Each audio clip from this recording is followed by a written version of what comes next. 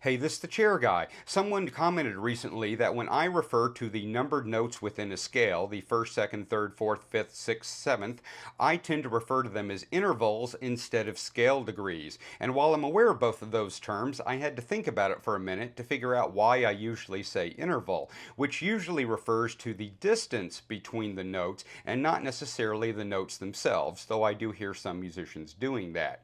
So let's explore that for a minute. When I look at the fretboard, I see it as one shape that I then pull major, minor, and other modes out of. So let's just look at the major scale, and we're going to look at it on just one string because it's easier.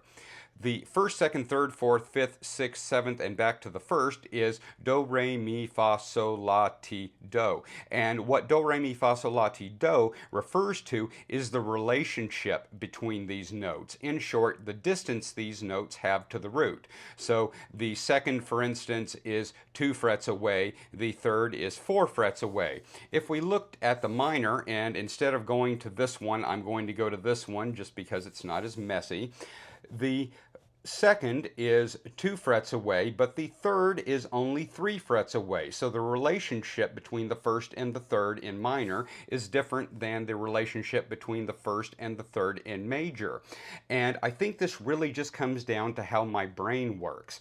Because I mostly improvise, I think of things more in terms of relationships to the root instead of letters per se. So I think of the first, second, third, fourth, fifth, sixth, and seventh as intervals instead of scale degrees, but obviously it's really all the same thing. And so when I refer to an interval, for you guys who are into music theory, I am really meaning scale degree. It's just how my brain works.